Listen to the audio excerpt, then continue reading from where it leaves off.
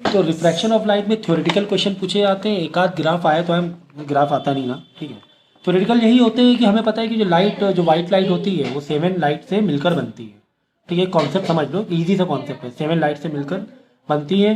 और 7 जो कलर्स हैं, है ना, 7 जो कलर्स हैं क्या है, विबग्योर, VIBGYOR, ठीक है, VIBGYOR, violet, indigo, blue, green, yellow, orange, red. तो जब तुम इस तरफ बढ़ोगे आगे तो क्या बढ़ता जाएगा, नहीं, क्या बढ़ता जाएगा, बोलो। इस तरफ जाओगे तो फ्रीक्वेंसी बढ़ती जाएगी, इस तरफ जाओगे तो फ्रीक्वेंसी बढ़ती जाएगी। तो फ्रीक्वेंसी यानी यहाँ सबसे कम, उससे ज़्यादा इंडिगो में, उससे ज़्यादा ब्लू में, फिर उससे ज़्यादा ग्रीन में, उससे ज़्यादा येलो में, उससे ज़्यादा ऑरेंज में, सबसे ज़्यादा रेड में हो जाएगी। और तो जब तुम ऐसे आओगे, ऐसे आओगे,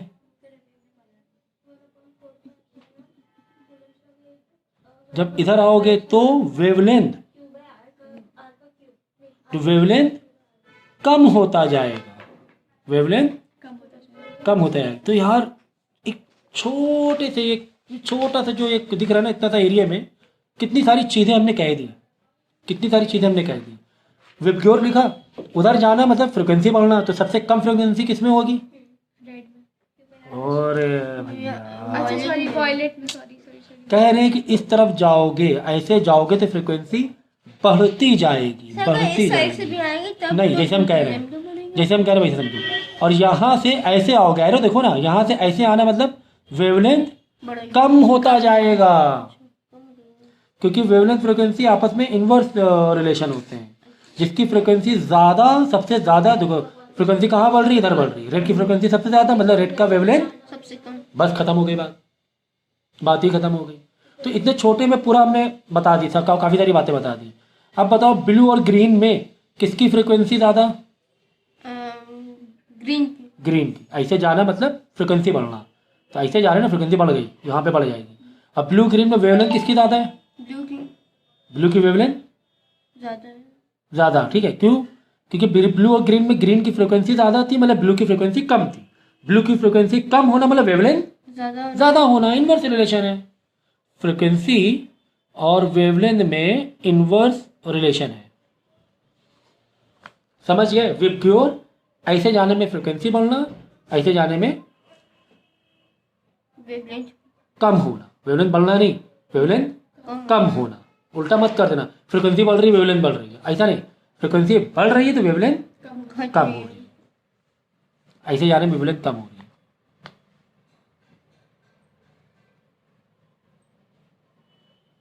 वेवलेंथ कम हो रही, जो कैरो नीचे बनाया हमने, ऐसे जाने में वेवलेंथ कम हो गई। ये एक ही से याद कर लो यार तुम, चलो छोड़ दो।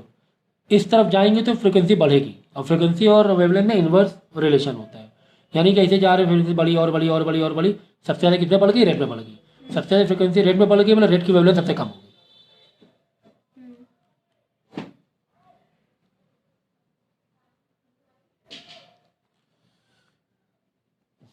पूरा उल्टा उल्टा एक्सप्लेन कर दिया पूरा, ठीक है। तो स्पेक्ट्रम में, लाइट के स्पेक्ट्रम में हमें 2-3 बातें अगर समझ में आ गई तो उससे रिलेटेड जो भी क्वेश्चन होंगे हमें समझ में आ जाएंगे। हमें मालूम है जो लाइट होती है, वाइट लाइट, वो 7 कलर से मिलकर बनती है। और उस लाइट में, वो लाइट जो होती है, सनलाइट जो होती है, वो हमें पता है इलेक्ट्रोमैग्नेटिक वेव है, और अलग अलग रेंज होती है, ठीक है। अलग अलग क्या होते हैं, उसके फंक्शंस होते हैं, अलग अलग टाइप के वेव, अलग अलग टाइप के इलेक्ट्रोमैग्नेटिक वेव्स इसमें कंसिस्ट होती हैं। सनलाइट जो होती है, अलग अलग टाइप के इलेक्ट्रोमैग्नेटिक वेव रहती हैं, जैसे उसमें रेडियो वेव भी होती है, उसमें माइक्रोवेव भी होती है, अल्ट्रा वायलेट भी है, इस तरीके से इलेक्ट्रोमैग्नेटिक वेव रहती हैं। ओके, तो हमारे पास जैसे मैंने कहा कि जो व्हाइट लाइट और 7 कलर से मिलकर बन रही, कौन से 7 कलर है, VIBGYOR, violet, indigo, blue, green, yellow, orange, red. Okay, अब ये ऑर्डर विबग्योर नाम याद रखा, अब इसका ऑर्डर देखिए कितना अच्छे सेट होगा। When you go to that right side, इस तरफ जाओगे तो उसकी वेवलेंथ क्या होती जाएगी, बढ़ती जाएगी। वेवलेंथ, सिंबल वेवलेंथ का, वेवलेंथ क्या होती है, तो एरो बना ऊपर, बढ़ती जाएगी। वेवलेंथ बढ़ना, बढ़ते जाना मतलब फ्रिक्वेंसी कम होते जाना, कॉमन सेंस। वेवलेंथ का बढ़ने का मतलब क्या होता है, फ्रीक्वेंसी कम होना। क्योंकि वेवलेंथ और फ्रिक्वेंसी में कौन सा रिलेशन है, इनवर्स रिलेशन है, ठीक है। अब हमें पता है वायलेट, फिर उधर जा रहे हैं तो क्या बढ़ रहा है, वेवलेंथ बढ़ रहा है। इंडिगो का वेवलेंथ और ज़्यादा हो गया, ब्लू का वेवलेंथ और ज़्यादा हो गया, ग्रीन का वेवलेंथ और ज़्यादा हो गया, सबसे येलो का ज़्यादा और red का। सबसे ज़्यादा वेवलेंथ रेड का ज़्यादा है, तो सबसे कम फ्रिक्वेंसी रेड की होगी। तो वेवलेंथ ज़्यादा होने का मतलब Frequency ऐसे कम बड़े बड़े होना। कदम रखना, बड़े बड़े कदम, ये वेवलेंथ ज़्यादा। इसीलिए रेड की जो स्पीड होती है लाइट की, रेड की जो स्पीड जो होती है वो सबसे ज़्यादा होती है। जैसे सनसेट है या सनराइज में देखो रेडिश दिखेगा, क्योंकि उसकी वेवलेंथ है ना बहुत बड़ी ज़्यादा होती है। उसकी वेवलेंथ क्या होती है, बड़े बड़े कदम मार के जा रहा है समझो, ठीक है। अब वेवलेंथ कम होना मतलब ऐसे हो रहा है ना, वेवलेंथ कम हुआ ना, ये इसमें छोटा सा frequency वेवलेंथ। ज़्यादा है। अब वेवलेंथ, अब वही टाइम पीरियड के लिए वेवलेंथ कम, तो वेवलेंथ कम का मतलब फ्रिक्वेंसी क्या हो गई, ज़्यादा। ज़्यादा हो गई। उतनी देर में बहुत ज़्यादा बार अप डाउन हो गया यहाँ पे, ठीक है, समझिए ना। तो वेवलेंथ ज़्यादा होने का मतलब फ्रिक्वेंसी कम होना। तो व्हेन यू वेब की ओर से वेब इसका सिंबल बना रहे हैं वेवलेंथ का, when you go to right side तो इधर जाने पे वेवलेंथ बढ़ेगी। वेवलेंथ बढ़ेगी मतलब जैसे बी और जी में देखेंगे कंपैरिजन, बी और जी में, बी जी में वेवलेंथ किसकी ज़्यादा वेवलेंथ है, जी की। जी में ज़्यादा, क्योंकि इधर जाना ऐसे जाना मतलब वेवलेंथ ज़्यादा होना। बी से जी में इस तरफ जा रहे हैं ना हम लोग, मतलब ग्रीन राइट साइड जाना मतलब वेवलेंथ ज़्यादा होना, वेवलेंथ की जी की ज़्यादा। अच्छा, फ्रिक्वेंसी किसकी ज़्यादा है, बी की। बी की, क्योंकि अगर इसकी वेवलेंथ ज़्यादा तो इसकी फ्रिक्वेंसी कम, इसकी वेवलेंथ कंपेरेटिवली इसमें इसकी वेवलेंथ कम है, इसकी फ्रिक्वेंसी ज़्यादा है कंपैरिजन करने पर, ठीक है ना। ये चीज़ का ध्यान रखना। अब इसके बाद देखो हमें पता है इलेक्ट्रोमैग्नेटिक वेव में अलग अलग प्रॉपर्टीज़ होती हैं, डिफरेंट टाइप के इलेक्ट्रोमैग्नेटिक वेव होती है। हमारा रेडियो वेव है, हमारा माइक्रोवेव है, हमारा इंफ्रारेड है, विजिबल लाइट है, अल्ट्रा वायलेट रे है, एक्स रे है, गामा रे है, ठीक है। ये जिसमें से जो विजिबल लाइट होती है, ये विजिबल लाइट के बारे में ये विजिबल लाइट, ये भी इलेक्ट्रोमैग्नेटिक वेव है। और हमारे चारों तरफ इलेक्ट्रोमैग्नेटिक वेव फैली हुई है पूरे स्पेस में। इलेक्ट्रोमैग्नेटिक वेव है जिसमें लाइट भी एक इलेक्ट्रोमैग्नेटिक वेव है। लाइट भी क्या है, वो दिख रही है, बाकी इलेक्ट्रोमैग्नेटिक वेव दिख नहीं रही है। बाकी इलेक्ट्रोमैग्नेटिक वेव जैसे रिमोट चलाते हैं, रिमोट टीवी का, उसमें हम लोग ऑपरेट कैसे करते हैं, बीच में कुछ दिखता तो है नहीं, क्योंकि एक इलेक्ट्रोमैग्नेटिक वेव होती है वो इनविजिबल होती है, इंफ्रारेड वेव होती है। रिमोट में कौन सी वेव होती है, इंफ्रारेड। खाना गर्म कर रहे हैं माइक्रोवेव में, वो कौन सी इलेक्ट्रोमैग्नेटिक वेव होती है, माइक्रोवेव होती है। एग्जाम में पूछते कम्युनिकेशन के लिए कौन सी वेव यूज होती है, आप बता दो, रेडियो वेव, माइक्रोवेव कम्युनिकेशन के लिए यूज होती है। हीट के लिए आप बता दो कि माइक्रोवेव हीट के लिए यूज होती है। ऐसे आएगा, बताएगा कि एक्सरे में कौन सी वेव यूज होती है। एक्सरे में इलेक्ट्रोमैग्नेटिक वेव है, लेकिन एक्सरे का काम क्या है, मेडिकल के यूज़ के लिए, फोटोग्राफिक फिल्म के लिए एक्सरे हम लोग यूज़ करते हैं। एक्सरे का पेनेट जैसे ऐसे जाओगे पेनेट्रेटिंग पावर बढ़ता जाएगा, पेनेट्रेटिंग पावर बढ़ता जाएगा। बढ़ता जाएगा ये, ठीक है ना। जो गामा रे का पेनेट्रेटिंग पावर सबसे ज़्यादा है। इंफ्रारेड और गामा रे जो भी सीखा है वाई जैसे रेडियो एक्टिविटी में, गामा रे होती है, इसका पेनेट्रेटिंग पावर सबसे ज़्यादा होता है, अभी तो पढ़ा था। ठीक है ना। तो इसी तरह रेडियो वेव में बहुत कम होता है, तभी तो हम लोग रेडियो वेव से कम्युनिकेशन कराते हैं ना। अगर रेडियो वेव की जगह गामा रे यूज़ कर लेंगे तो हम लोग फिर चारों तरफ हमारे रेडियो वेव में कम्युनिकेशन हो रहा है, तो कम्युनिकेशन रेडियो वेव से कुछ ज़्यादा इफेक्ट नहीं पड़ता है फोटोग्राफिक प्लेट में, नो नॉट इफेक्ट, ठीक है ना। तो ये चीज़ समझो आप लोग। बस मेनली आएगा कि कौन से टाइप के इलेक्ट्रोमैग्नेटिक वेव के कौन से यूज़ है, ये मेनली आता है एग्जाम में, ठीक है ना। तो स्पेक्ट्रम का कॉन्सेप्ट क्या होता है, स्पेक्ट्रम कॉन्सेप्ट क्या होता है, फिलहाल तो ये तो वाइट लाइट है, जो विजिबल लाइट के अंदर की बात बता रहे हैं हम, ये वाइट लाइट है।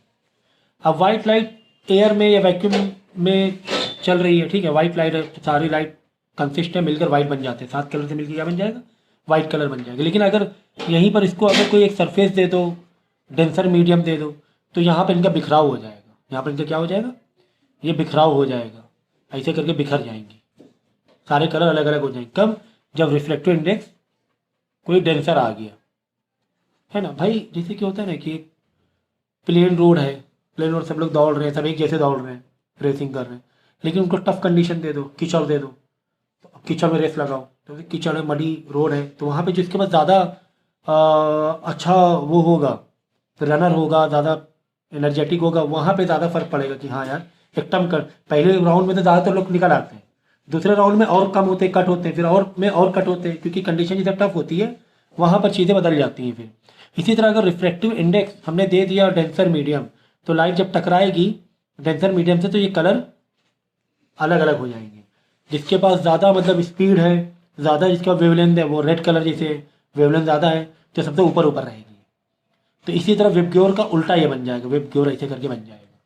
तो सबसे जो डल हो जाएगी वी हो जाएगी। क्यों वी सबसे नीचे हो जाएगी, सबसे लो पड़ जाएगी। वी इसलिए सबसे लो पड़ जाएगी क्योंकि भाई अब जब एयर था तो सबकी स्पीड बराबर थी। एयर में क्या थी, सबकी स्पीड, कोई टेंशन वाली बात नहीं थी। लेकिन जब डेंसर मीडियम आया, कोई एक टफ कंडीशन आई, वहाँ पे यार सबने अपने अपने पोल खुल गई बोलते हैं। ठीक है, तो वेबग्योर ऐसे वी सबसे नीचे आ जाएगा, वेबग्योर। ठीक है, ऐसे हो जाएगा। तो जो रेनबो होता है उसमें रेनबो में 7 कलर क्यों दिखते हैं? क्योंकि रेनबो में जब बारिश में अक्सर रेनबो दिखता है। तो जब डेंसर मीडियम होता है, सनलाइट पड़ी, डेंसर मीडियम आया, मुझे सनलाइट जो वाइट थी वो 7 कलर बदल गए। तो रेनबो हमेशा देखना ऊपर ऊपर जो रहेगा रेड रहेगा, सनसेट में देखना ऊपर ऊपर रेड रहेगा, सनराइज में रेड देर तक रहेगा, सनसेट में सनराइज में सबसे पहले रेड ऊपर आ जाएगा, है ना। क्योंकि एटमॉस्फेयर भी क्या है, एक तरह से डेंसर मीडियम है ना, वैक्यूम थोड़ी ना है एटमॉस्फेयर में, डेंसर मीडियम, तो वहाँ पे कलर थोड़े बदलते हैं। तो रेड सबसे आगे रहेगा क्योंकि रेड का वेवलेंथ बड़े बड़े कदम रहते हैं, रेड के बड़े बड़े वेवलेंथ होती है। तो यही कॉन्सेप्ट है यार, इसी से ही पूछा जाएगा आपको। डायग्राम दे देगा इसे अधूरा, तो बोलेगा इसको पूरा करो, तो बस ये लाइट ऐसे जानी, ऐसे तो जाएगी नहीं, थोड़ा बहुत तो रिफ्रैक्ट करेगी, थोड़ा बहुत तो रिफ्लेक्ट करेगी क्योंकि एक प्रिज्म आ गया। तो ऐसे करके 7 लाइन बना देना, वेबग्योर उल्टा लिख देना, VIBG सबसे ऊपर रेड रहेगा। ठीक है ना। तो ऐसे प्रिज्म से 7 कलर अलग अलग निकाल सकते हो आप। यही पूछ रहा है कि explain the cause of dispersion of white light through a prism. क्यों? क्योंकि डेंसर मीडियम चेंज हो जाता है, मीडियम चेंज होता है, the speed of light for different colour is same. Different colour air में तो ऑलमोस्ट सेम रहता है, speed of the light air में तो ऑलमोस्ट, लेकिन जब डेंसर मीडियम में आता है ना, तो जिसका वेवलेंथ ज़्यादा उसकी स्पीड भी ज़्यादा हो जाती है। तो रेड की वेवलेंथ ज़्यादा है, तो रेड की वेवलेंथ ज़्यादा, रेड के बड़े बड़े कदम है ना, बड़े बड़े कदम से जंप मार के जा रहे हैं, तो वैसे कह सकते हैं कि रेड सबसे ऊपर रहेगा। तो speed of light in a transparent medium decrease with the decrease in the wavelength of the light, since the reflected of medium depend on the wavelength of the light. ठीक है ना। So the different colour of different wavelength are deviated through the different angle of deviation through a glass prism, this called the dispersion of white light. ठीक है ना। तो कितना आसान तरीके से एक जो तुमने फिनोमेना पता है, एक सिचुएशन तुम्हें मालूम है, उसी को तुम्हें इंग्लिश में लिख देना, थोड़ी सी फिजिक्स लैंग्वेज में कन्वर्ट कर देना, वैसे technical word. So is it possible that a glass slab disperse the light, if not why? क्या ग्लास स्लैब से लाइट डिस्पर्स होगी? तो यहाँ पे क्या बोला गया? No, it is not possible that a glass slab disperse the light because it has parallel rectangular face. भाई ये पैरेलल रेक्टेंगुलर फेस होगा ये पैरेलल में, तो पैरेलल में रिफ्रैक्शन जब होता है तो सारे ही सब रिफ्रैक्शन हो जाएंगे क्योंकि ये पैरेलल है, और वापस एक सिंगल लाइट तुम्हें दिखाई देगी क्योंकि वापस वो उसी में चले जाएंगे, एक हो जाएंगे। लेकिन यहाँ पर थोड़ा सा अलग कॉन्सेप्ट है प्रिज्म में। प्रिज्म में अलग कॉन्सेप्ट है क्योंकि यहाँ पे एंगल चेंज होता है, इंसिडेंट का एंगल भी तो चेंज होना चाहिए। So no, it is not possible that a glass slab disperses the light because a parallel phase. When a white light is incident on the glass slab, it gets dispersed into different color, but this different color combine to form white light on emerging from the other. तो वापस आएंगे तो वापस वो combine हो जाएंगे। लेकिन यहाँ पर क्योंकि एक एंगल ऐसे है और एक एंगल स्लैब एक ऐसे रखा हुआ और एक स्लैब ऐसे रखा हुआ है, लेकिन रेक्टेंगुलर स्लैब में दोनों ही क्या है, स्लैब ऐसे रखे हुए पैरेलल, तो लाइट आई यहाँ पे अंदर अंदर बिखरे लेकिन वापस एक हो गए क्योंकि दोनों ही क्या थे, पैरेलल में थे। यहाँ पर देखो पैरेलल नहीं, यहाँ पे एक ऐसे जा रहे एक ऐसे जा रहा है, तो वह एंगल बदल जाता है।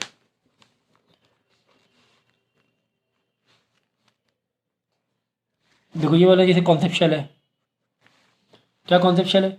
If the wavelength for the light of red and blue colours are approximately this and this, कह रहे रेड का ये है वेवलेंथ और ब्लू का कम रहने वाला डेफिनेटली, तो which colour has greater speed in the vacuum?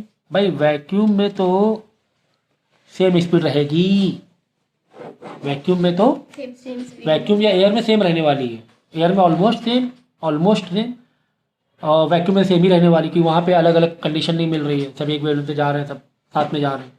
लेकिन जब विच कलर है ग्रेटर स्पीड इन ग्लास, लेकिन ग्लास या कोई एक टफ मीडियम आया, वहाँ पे कौन जीतेगा? रेड जीतेगा।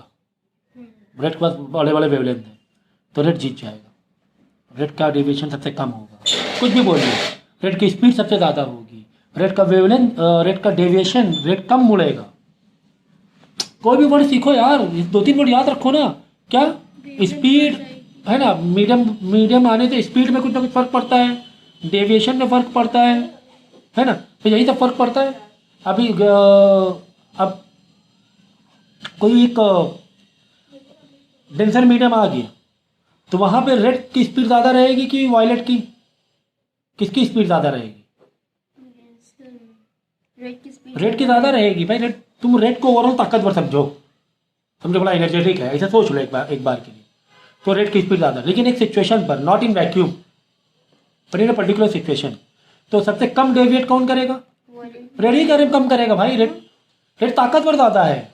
सबसे पहले डेविएट मतलब मुड़ना, तो ज़्यादा ताकतवर है, ज़्यादा पावरफुल है, वो क्यों जल्दी मुड़ेगा? कम मुड़ेगा ना, वो कम टर्न होगा, कम बेंड होगा वो, तो उसकी पावर ज़्यादा है, उसके पास स्पीड ज़्यादा है। ऐसे थोड़ा फील ले लो यार, बहुत तुम लोग परेशान कर रहे हो। ठीक है ना, डेविएशन कम होगा रेड का। अब इसी का उल्टा वायलेट का पूछ लेंगे, कंपैरिजन, दो कलर में कंपैरिजन, वेब ग्योर में वेब की, जी हाँ देखो, अब पूछ ले यार, जैसे आई और येलो का ही पूछ ले कंपैरेटिवली। आई येलो में कौन ज़्यादा स्पीड, किसके पास ज़्यादा है? येलो पास ज़्यादा है। येलो पर स्पीड ज़्यादा है, तो डेविएट कौन ज़्यादा करेगा? आई ज़्यादा डेविएट करेगा। येलो कम, क्यों? येलो पर स्पीड ज़्यादा है, तो डेविएशन कम करेगा, एक जल्दी बेंड नहीं होगा, इंडिगो ज़्यादा बेंड हो जाएगा। देखो ना, वेब ग्योर ऐसे लिख रहे हैं ना हम लोग, वेब ग्योर, देखो ये ज़्यादा बेंड हो रहे हैं ना, रेड बिल्कुल कम बेंड हुआ। तो ऐसा फीलिंग लो यार, तो समझ में आ जाएंगी चीज़ें खुद ही।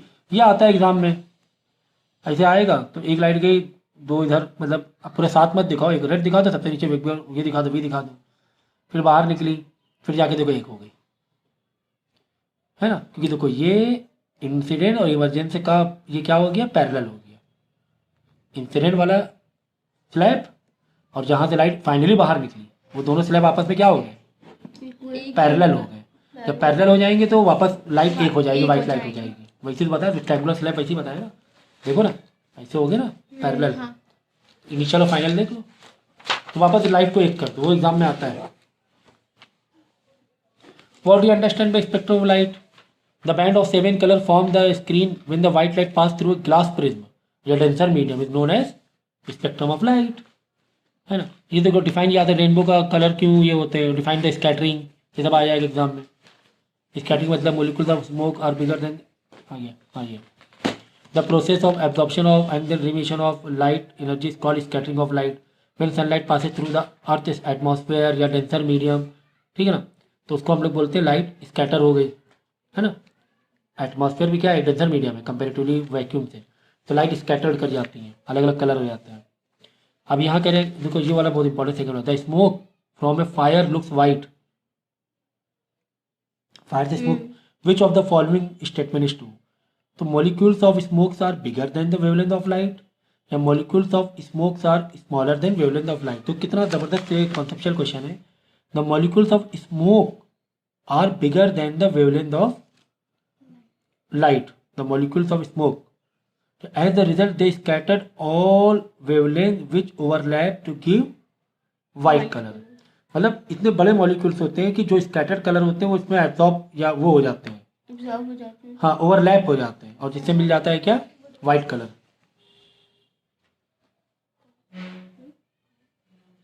अब ये सब आ जाता है, why does the sky at noon, at noon मतलब दोपहर को वाइट क्यों दिखती है? तो during the time of noon the sun is directly above our head, बिल्कुल हेड पर है ये सन, यही तो होता है ना, हम लोग यहाँ पर हैं, एक मिनट, ठीक है। तो अब बिल्कुल ऊपर ही है, तो सीधी सीधी लाइट आ गई, सारी लाइट एक साथ आ गई, कोई दिक्कत नहीं हुई, है ना। बिल्कुल एक छोटा सा उनको क्या मिल गया, एक डिस्टेंस मिल गया।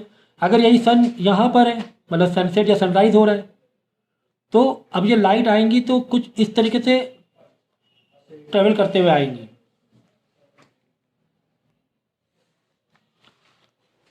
ओके। तो ये लाइट स्कैटर नहीं हो पाती है। जब लाइट स्कैटर नहीं होगी, हेड क्या अबव सन है, डे में क्या होता है, सन हमारे सर के ऊपर होता है, लाइट स्कैटर नहीं हो पाती है। लेकिन जब सनराइज या सनसेट में हम यहाँ पर है, सन यहाँ पर है, तो वहाँ पे लाइट स्कैटर होने के चांसेस ज़्यादा रहते हैं, क्योंकि लाइट थोड़ा सा बेंड होकर आती है।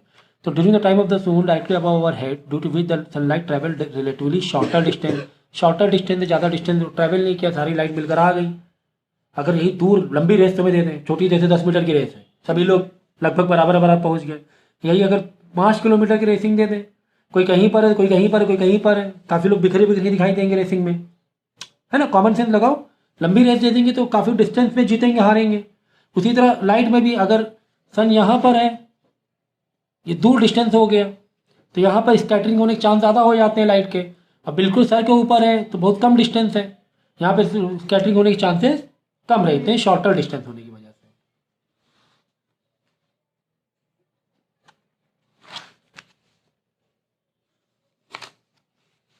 यानी विजिबल जो लाइट होता है, विजिबल स्पेक्ट्रम, मैंने कहा अलग अलग इलेक्ट्रोमैग्नेटिक वेव्स होते हैं, जिनकी जो वेवलेंथ यहाँ से यहाँ होती है 400 to 700 नैनोमीटर, इसमें विजिबल दिख जाती है, ठीक है ना, ये याद रखना, लाइट दिखती है। बाकी इलेक्ट्रोमैग्नेटिक वेव्स की फ्रिक्वेंसी या वेवलेंथ अलग अलग है, इसके अलावा है, अलग रेंज है, वो नहीं दिखाई देगी।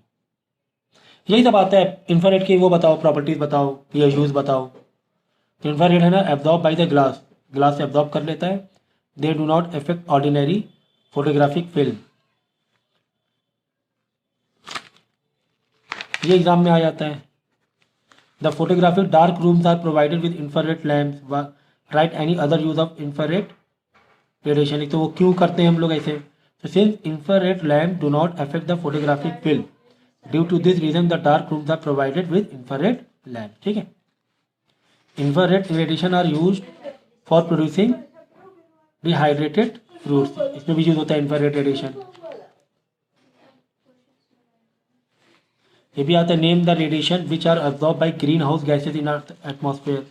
तो infrared radiation are low energy radiation which are absorb by CO2 present in earth atmosphere.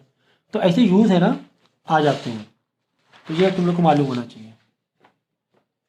अब बताओ, जैसे ये आ गया, सनलाइट कैसे बनेगी, ऐसे बनेगी नहीं बनेगी, ग्राफ आ जाएगा अधूरा, तो क्या करना है, थोड़ी सी लाइट को बेंड, थोड़ी सबसे रेड लाइट को पकड़ना है, रेड को थोड़ा सा बेंड कराना पड़ेगा, बेंड करा, फिर यहाँ पे फिर और नीचे और थोड़ा दूसरे कलर बेंड कराते गए, बेंड कराते गए, देखो कुछ इस तरीके से, ऊपर रेड रखा, लेकिन रेड को भी थोड़ा सा बेंड, मतलब कभी के बच्चे कैसे क्या कर देते हैं, ऐसे कर देते हैं, उधर रेड गया इधर, ही ऐसे नहीं, ओरिजिनल से तो कुछ ना कुछ तो बेंड होना ही होना है, ओरिजिनल लाइट से, पाथ से कुछ तो बेंड होना ही होना है, रेड को भी ऐसा नहीं, रेड उधर नहीं भाग जाएगा, फिर लॉ ही तुम्हारा अलग हो जाएगा, इसमें लॉ ही बदल दोगे तुम, तो कुछ तो बेंड करना ही करना है, कुछ बेंड करना है, बाकी तो और ज़्यादा बेंड करना है, बाकी को और ज़्यादा बेंड करना है।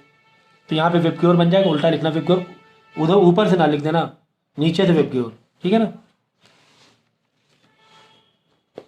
ये भी इंपॉर्टेंट है। Why do we see rainbow in the sky only after rainfall. So we see rainbow in the sky only after rainfall due to dispersion of sunlight by tiny water droplet। कि पानी बरसता है तो हवा में क्या होता है, टाइनी ड्रॉपलेट रह जाते हैं, मतलब डेंसर मीडियम हो जाते हैं। जब डेंसर मीडियम हो जाता है, सनलाइट पड़ती तो लाइट क्या हो जाएगी, स्कैटर्ड डिस्पर्स कर जाएगी, स्कैटर्ड डिस्पर्स कह दो, डिस्पर्स हो जाएगी लाइट, सारे कलर अलग अलग हो जाएंगे, ठीक है। This droplet act like a small prism, ये एक स्मॉल प्रिज्म जैसा काम कर रहे हैं, समझो, इसे जिस तरह प्रिज्म में लाइट स्कैटर्ड कर रही है, डिस्पर्स कर रही है, इसी तरीके से। Then reflected internally, finally reflected again when it comes out the raindrop. Hence, due to dispersion of light and internal reflection, different colors are seen by the observer eye. Explain how scattering of light depend upon the particle size. तो scattering of light is proportional to the diameter of particle and inversely proportional to wavelength. तो wavelength क्या होनी चाहिए, comparatively उसके size से छोटी होना चाहिए, तब जाके वो स्कैटर करेगा। स्टेट 3 प्रॉपर्टीज बता दो इलेक्ट्रोमैग्नेटिक रेडिएशन के, क्या प्रॉपर्टीज हैं। पहले तो इलेक्ट्रोमैग्नेटिक वेव के लिए ट्रैवल करने के लिए मीडियम नहीं चाहिए, मीडियम, इलेक्ट्रोमैग्नेटिक वेव का मतलब ही हुआ कि ट्रैवल कर रहा है विदाउट मीडियम, वैक्यूम में भी कर जाएगा, लेकिन साउंड वैक्यूम में करेगा नहीं, साउंड को ट्रैवल करने के लिए you need a medium. They all travel with the same speed, in vacuum में सेम स्पीड से ट्रैवल करेंगे इलेक्ट्रोमैग्नेटिक वेव, लेकिन जैसे मीडियम बदलेगा या डेंसर मीडियम आएगा तो सबके अलग अलग ये हो जाते हैं, कलर स्पीड हो जाती है। They exhibit the properties of the reflection, उनके अंदर कौन सी प्रॉपर्टी होती है, रिफ्लेक्शन रिफ्रैक्शन, मिरर रहेगा तो रिफ्लेक्ट कर जाएगा, और ट्रांसपेरेंट मीडियम होगा तो रिफ्रैक्ट कर जाएगा। मिरर में क्या कर जाएगी लाइट, इलेक्ट्रोमैग्नेटिक रिफ्लेक्ट, और ट्रांसपेरेंट मीडियम में रिफ्रैक्ट। रिफ्रैक्शन हम लोग पढ़ रहे हैं, 9th में रिफ्लेक्शन पढ़ चुके हैं।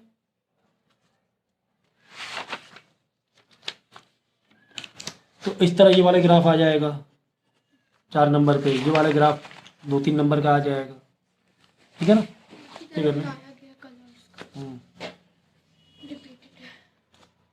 ये एग्जाम में आया था, how can we explain the reddish appearance of the sun at sunrise और सनसेट में। वही बात हो गई कि सनसेट और सनराइज में डिस्टेंस बढ़ जाता है अर्थ में। जब डिस्टेंस बढ़ जाएगा तो एटमॉस्फेयर एक डेंसर मीडियम होता है वैक्यूम से, तो एटमॉस्फेयर में जब लाइट आती है थ्रू, तो लाइट क्या करती है, स्कैटर्ड करती है। तो रेड वाली सबसे ऊपर दिखने लगेगी, फास्ट आ जाएगी, लेकिन जो वायलेट का वेवलेंथ सबसे कम होती है वो थोड़ा नीचे ज़्यादा डेविएट कर जाएगी, इसीलिए ऊपर ऊपर हमें रेड ज़्यादा दिखाई देता है, ठीक है ना।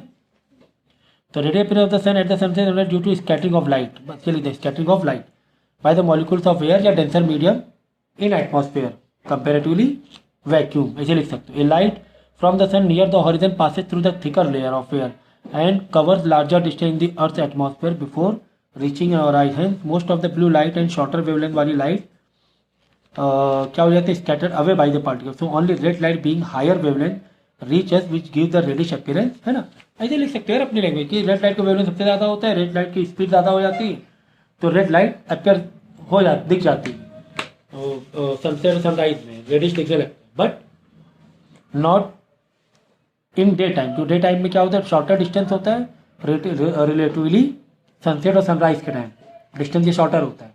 तो यहाँ पर सारी लाइट मिलकर एक वाइट लाइट क्रिएट कर देती है, इसीलिए दिन में हमें वाइट वाइट दिखता है। समझ में आ गई। तो ये थी कहानी इसकी।